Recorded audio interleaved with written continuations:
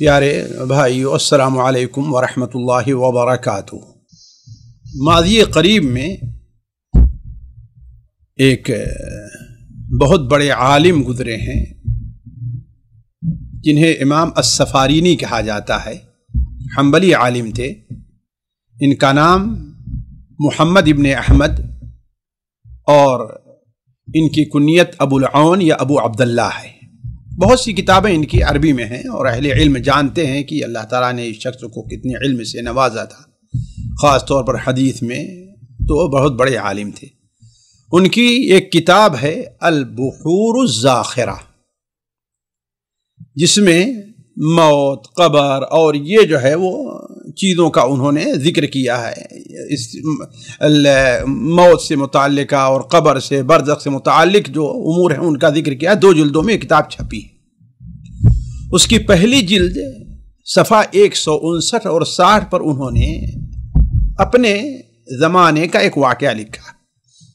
چنانچہ وہ بیان کرتے ہیں کہ میرے قابل اعتماد دوست جو میرے نزدیک قابل اعتماد تھے، ان کا بیان ہے کہ میرے شہر میں ایک میاں بیوی رہتے تھے اور دونوں دین کے لحاظ سے بڑے ہی بے دین تھے۔ بیوی اس کی سودی کاروبار کرتی تھی، اپنا جو پیسہ ہوتا تھا وہ سود پر لوگوں کو دیا کرتی تھی۔ تو ہوا یہ کہ اس کی موجودگی ہی میں اس کی بیوی کا انتقال ہو گیا، اس کی یعنی شوہر کی موجودگی میں بیوی کا انتقال ہو گیا، تو اسے دفن کر دیا گیا۔ ایک بار، اور قبر بھی گھر سے کوئی زیادہ دور نہیں تھی، ایک بار جبکہ عشاء کا وقت تھا اور وہ اپنے گھر کے سامنے دروازے پر بیٹھا ہوا تھا، تو قبر سے چیخنے کی، چلانے کی، فریاد کرنے کی، گہار لگانے کی آواز آتی ہے۔ جب اس نے آواز سنی تو بے دینی ایسا مسئلہ ہے، بالکل وہ دہریہ کے حد تک پہنچا ہوا تھا، تو اسے بڑا غصہ آیا، جو اس کی بیوی ہے اسے کون مار رہا ہے؟ اچھا وہ شخص ماشاءاللہ آپ کی صحت اور قوت کے لحاظ سے بہت اچھا تھا، لہذا اس نے اپنا ہتھیار اٹھایا، قبر کے پاس گیا، کھڑے ہو کر کہتا ہے گھبراؤ نہیں، میں تمہارے پاس کھڑا ہوں، دیکھوں کون تمہارا کیا بگاڑتا ہے۔ سبحان اللہ، جہالت اس کی دیکھیے، بے وقوفی یہ دیکھیے۔ وہ یہ سمجھ رہا تھا کہ اس کی بیوی جس مصیبت میں ہے وہ اپنی بیوی کو اس مصیبت سے نجات دے دے گا، نعوذ باللہ من ذالک۔ چنانچہ اس نے وہ جھکا یا اپنا وہ ہتھیار اس کے اوپر مارا اور ایک پتھر ایسے اکھاڑنا چاہا کہ اکھاڑ کر کے پھینکے۔ ابھی وہ پتھر اٹھا ہی رہا تھا کہ اسے اتنے زور کی ٹھوکر لگی کہ وہ بے ہوش ہو کر بے حس و حرکت زمین پر گر پڑا۔ اس کے اعضاء بالکل ڈھیلے پڑ گئے، زبان اس کی باہر آ گئی۔ لوگوں نے جلدی جلدی اسے اٹھا کر کے وہاں سے اٹھائے اور لے کر کے آئے۔ اب اس کی حالت بد سے بدتر ہو چکی تھی۔ راوی جو بیان کرتے ہیں اور قابل وہ کہتے ہیں کہ میں نے خود اس شخص کو دیکھا تھا کہ اس کے جبڑے اور تالو جو ہے بالکل ڈھیلے پڑ گئے ہیں، زبان اس کی باہر رہتی ہے ایسے کر کے، اور لعاب جو ہے وہ بہتا رہتا ہے اور اس کے سینے پر گرتا رہتا ہے۔ پورے شہر کے لوگوں نے یہ منظر دیکھا۔ ساتھیوں، یہ منظر اور یہ قصہ یقیناً بڑا باعث عبرت ہے ہمارے اور آپ کے لیے۔ مثال کے طور پہلی چیز، ہمارا ایمان ہے اور ایمان ہونا چاہیے کہ قبر کا عذاب برحق ہے، لیکن ہمارا جیسا ایمان ہے، اگر صحیح ایمان ہو تو ہم اس کے لیے تیاری بھی کریں۔ تو پہلی چیز تو یہ ہے، قرآن اور حدیث کی روح سے قبر میں عذاب برحق ہے، اور اللہ تبارک و تعالی نے بہت سے لوگوں پر جو قبر کا عذاب ہوتا ہے اس کا لوگوں کو مشاہدہ بھی کرایا ہے۔ مجھے یاد آئی ایک حدیث جو صحیح مسلم میں حضرت ابو سعید خدری رضی اللہ عنہ مروی ہے کہ، اور یہ حدیث عجیب ہے، ابو سعید خدری اس حدیث کو ایک اور صحابی حضرت زید ابن ثابت سے، گویا ایک صحابی دوسرے صحابی سے روایت کرتا ہے، حضرت زید ابن ثابت بیان کرتے ہیں کہ ایک بار جب نبی کریم صلی اللہ علیہ وسلم بنو نجار یہ مدینہ منورہ میں انصار کا وہ قبیلہ تھا جو آپ صلی اللہ علیہ وسلم کے ننیحال کی حیثیت رکھتا تھا، تو آپ بنو نجار کے ایک باغ سے آپ خچر پر سوار تھے، وہاں سے گزر ہوا کہ اچانک خچر بدکا، اور اتنا زور سے بدکا کہ قریب تھا کہ آپ کو گرا دیتا۔ تو آپ صلی اللہ علیہ وسلم نے جب دیکھا تو وہاں پر 6 یا 5 یا 4 راوی بھول گیا کتنی قبریں تھیں۔ آپ نے فرمایا ان قبر والوں کو کوئی جانتا ہے؟ تو ایک صحابی نے کہا اے اللہ کے رسول میں جانتا ہوں۔ آپ نے پوچھا ان کا انتقال کب ہوا تھا؟ صحابی نے کہا کہ ان کا انتقال زمانے جاہلیت میں ہوا تھا، مشرک حالت شرک میں ان کا انتقال ہوا ہے۔ تو آپ صلی اللہ علیہ وسلم نے فرمایا ان هذه الامه تبتلى في قبورها فلولا الا تدافنوا لدعوت الله ان يسمعكم من عذاب القبر الذي اسمعه منه۔ یہ لوگوں کو اپنی قبروں میں عذاب ہو رہا ہے، یہ جو لوگ دفن کیے گئے ہیں انہیں عذاب ہو رہا ہے۔ آپ صلی اللہ علیہ وسلم کی کو کیسے معلوم ہوا؟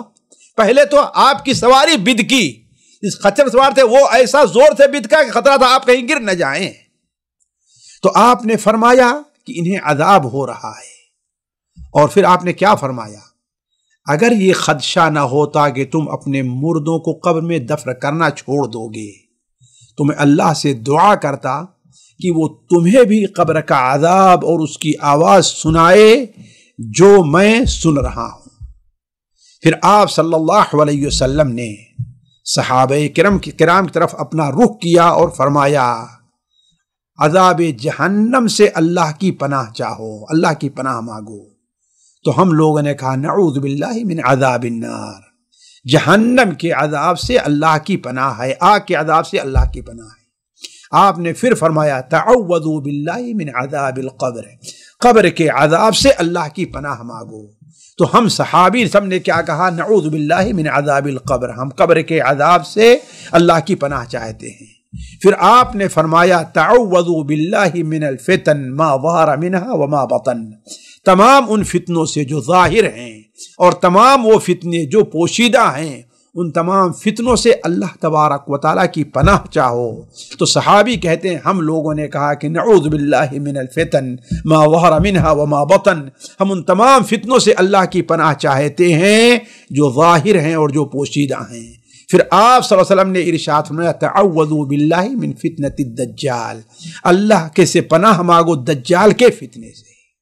تو ساتھیو اس حدیث سے معلوم یہ ہوا، اور صحیح حدیث جیسے کہ ہم نے کہا صحیح مسلم کی حدیث ہے، امام مسلم نے اسے اپنی صحیح میں نقل کیا ہے، اس کا مطلب اس کے صحیح ہونے میں کوئی شبہ نہیں ہے۔ اس میں نبی کریم صلی اللہ علیہ وسلم کو قبر کا عذاب کا سنایا گیا، اور یہی نہیں اس کی تاکید کے طور پر آپ نے فرمایا کہ اگر مجھے یہ خطرہ نہ ہوتا کہ تم لوگ اپنے مردوں کو قبر کے عذاب قبر میں دفن کرنا چھوڑ دو گے تو میں دعا کرتا کہ جیسے مجھے اللہ تعالیٰ سناتا ہے تمہیں بھی قبر کا عذاب میں جو ہو رہا اس کو آواز سنائے۔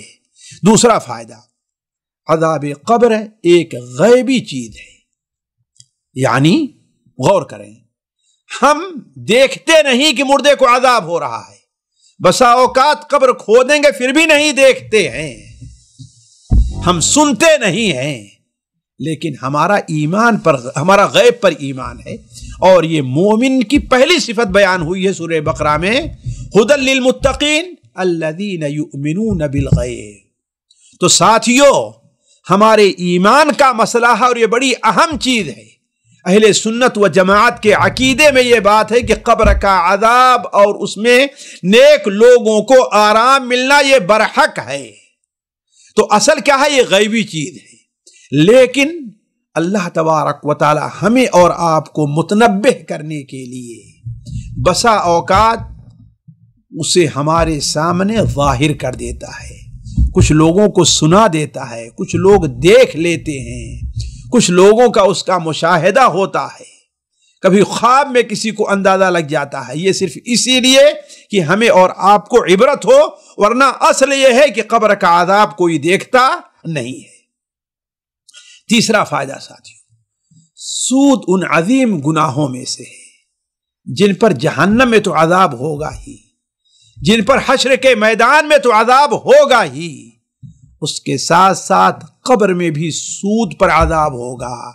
اگرچہ وہ بندہ نمازی ہی کیوں نہ ہو، روزہ رکھنے والا ہی کیوں نہ ہو، اپنے کو موحد ہی کیوں نہ کہتا ہو، لیکن اگر سودی کاروبار کرتا ہے تو وہ انتظار کرے قبر میں اللہ تعالیٰ کے عذاب کا، اسے قبر کے عذاب کی بشارت ہے، جیسا کہ اس قصے سے واضح ہوتا ہے۔ اس لیے کہ اس راوی نے اس عورت کی جو سب سے بڑی خرابی بتائی ہے وہ یہ ہے کہ وہ سودی کاروبار کرتی تھی۔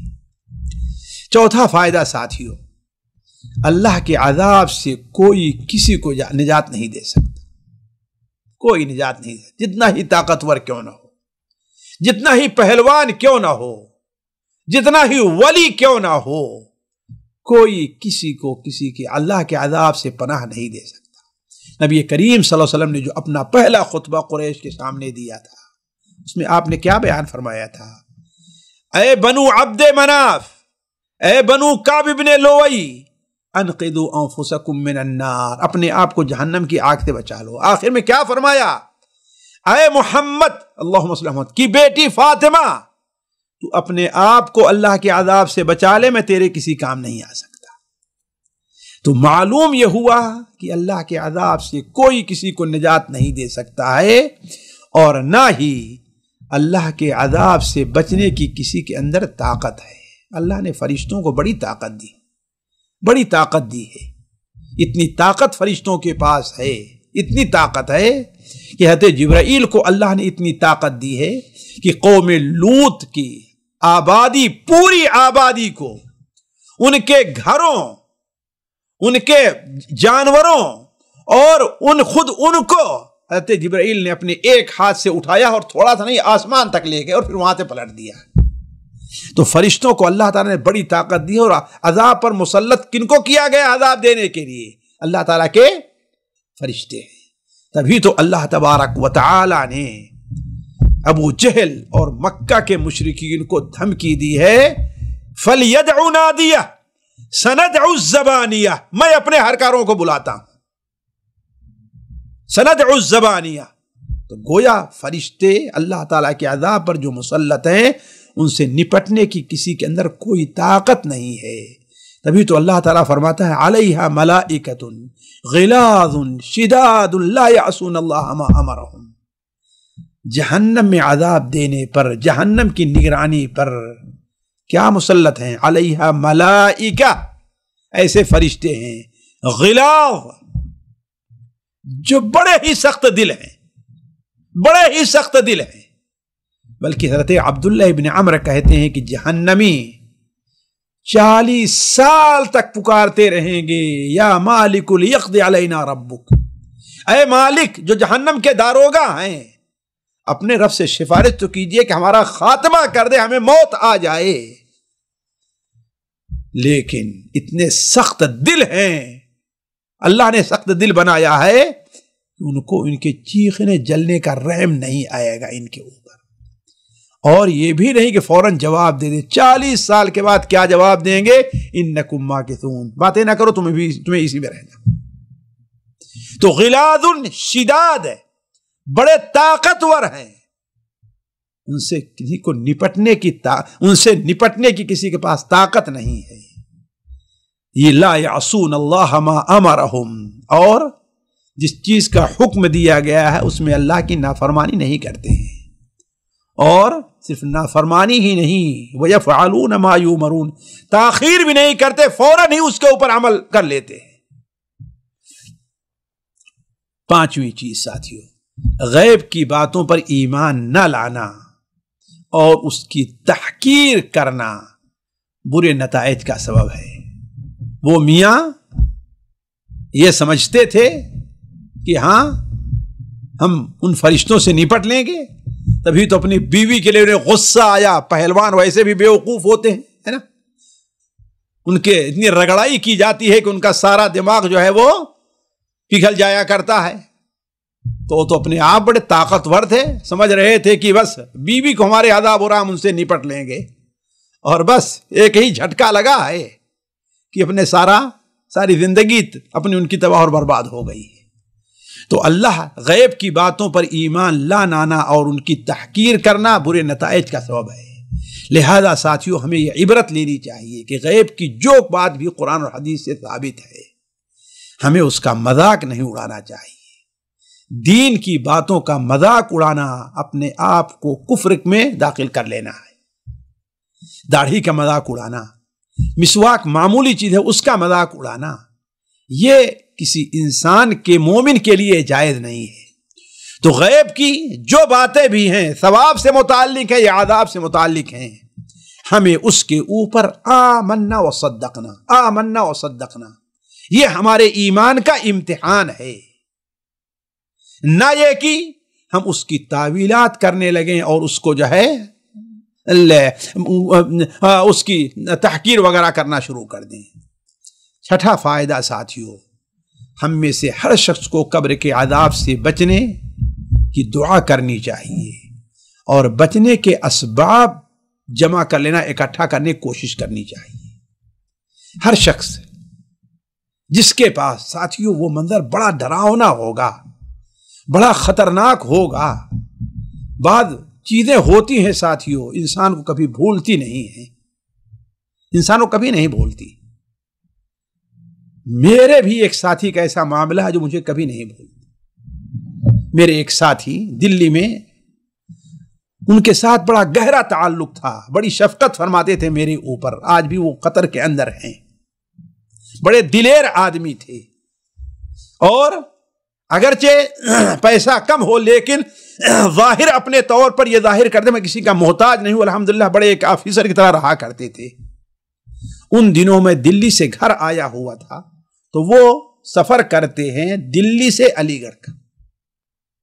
علی گڑھ شام کو ان کی ٹرین پہنچتی ہے. علی گڑھ اسٹیشن پر اتر کر کے ایک رکشے کے پاس جاتے ہیں اور رکشے والے سے کہتے ہیں کہ اے رکشے والے مجھے حبیب حال پہنچا دو. بڑا مشہور حال تھا، میں کئی بار جا چکا ہوں وہاں پر، مجھے وہاں جانا ہے. رکشے والے نے دیکھا کہ یہ تو بڑے آفیسر لگ رہے ہیں اور شیروانی پہنے ہوئے ہیں اور ایسا، اس کا مطلب یہ ہے کہ ان کے پاس پیسہ زیادہ ہے، اور دیکھا کہ باہر سے آ رہے ہیں. رکشے والے نے وہ راستہ اختیار کیا جو راستہ حبیب حال نہیں جاتا. اندھیرا ہو گیا ہے، جا رہے ہیں. رکشے والے کہاں؟ ارے بابو جی میں لے کے چل رہا ہوں آپ کو، سیدھے اس راستے سے لے کے چل رہا ہوں، یہ راستے لے کے چل رہا ہوں. کہا یہاں تک صورتحال یہ پہنچی کہ اب وہ شہر سے باہر نکل گیا ہے، یونیورسٹی کے کیمپس سے باہر نکلا ہوا. مجھے ڈر لگنے لگا، میں بار بار اس سے کہہ رہا ہوں، ارے وہ بار بار ارے بابو جی آپ کو لے کے چل رہا ہوں میں. کہا کہ بھی تھوڑی دور گیا تھا کہ روڈ کے کنارے سے آواز آتی ہے، رکشے والے رکو، کہاں جا رہے ہو؟ اب کہتے ہیں کہ اب حالانکہ بڑے دلیر آدمی، اچھی طریقے سے میں جانتا ہوں ان کو، اب وہاں پر ان کی حالت گھبراہٹ میں بدل گئی. اور کیا دیکھتے ہیں کہ اوپر سے نیچے سے کیا پولیس آ رہے ہیں. اور آپ جانتے ہیں کہ ہمارے ہندو پاک میں پولیس سے لوگ ڈرتے ہیں، جبکہ پولیس کس لیے ہے کہ یہاں سعودیہ میں کیا ہے، اگر آپ راستے میں ہیں، روڈ کہیں بھول گئے، کوئی پولیس مل جائے تو آپ کو خوشی ہوتی کہ الحمدللہ ہم امن سے پہنچ جائیں گے. اور اپنے یہاں پولیس آ گیا تو اس کا مطلب ہے کہ اب خیر نہیں. تو پولیس نیچے سے ڈنڈا لے کر کے آتے ہیں اور ان سے انگلش میں پوچھتے ہیں کہ کہاں جا رہے ہو، کہاں سے آ رہے ہو؟ ہاں تو کہتے ہیں علی گڑھ سے. پولیس والوں نے کہا اللہ کے بندے آپ علی گڑھ میں ہو لیکن آ کہاں سے رہے ہو؟ کہتے ہیں علی گڑھ سے. بابو جی ذرا ہوش سنبھالو، کہاں سے آ رہے ہو؟ علی گڑھ سے.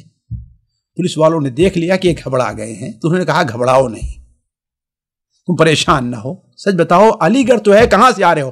کہا ہاں ہاں ہم دلی سے آ رہے ہیں.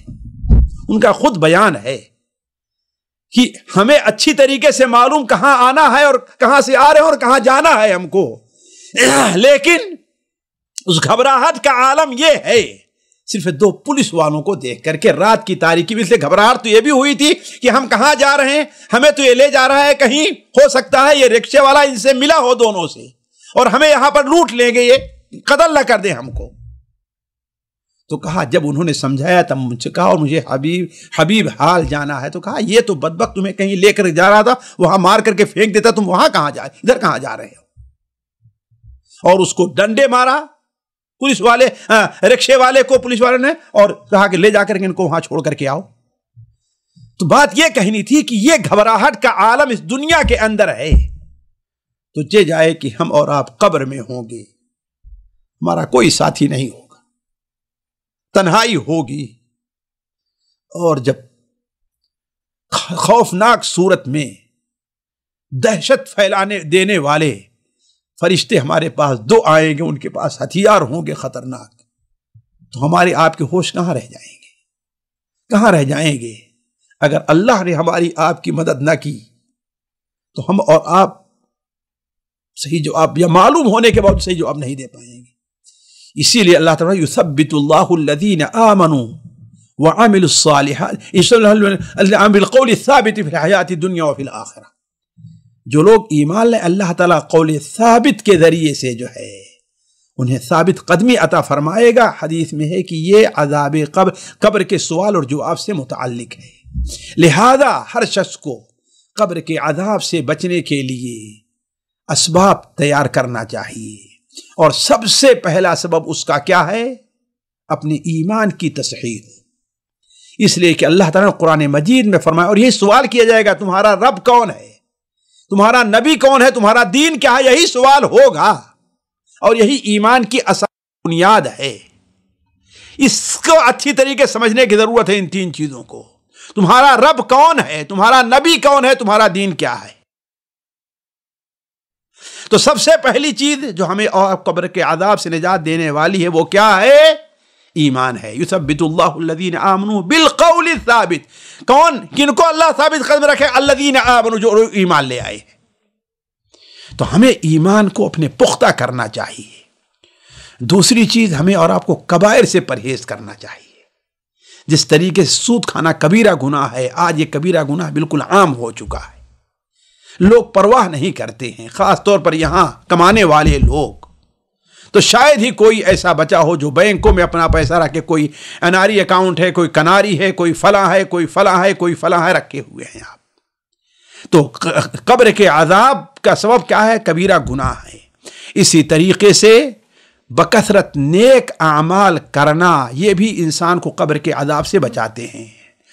کبھی کسی مجلس میں وہ آپ کے سامنے رکھیں گے، جو حدیث صحیح ابن حبان میں ہے کہ جب بندہ قبر میں رکھا جاتا ہے تو نماز اس کے سراہنے کھڑی ہو جاتی ہے، شرط ہے کہ ایمان ہو۔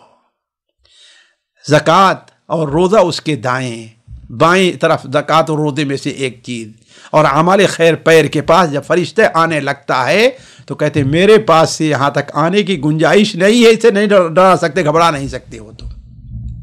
اسی طریقے سے سورہ ملک کی تلاوت خاص طور پر روز آنا، سونے سے پہلے۔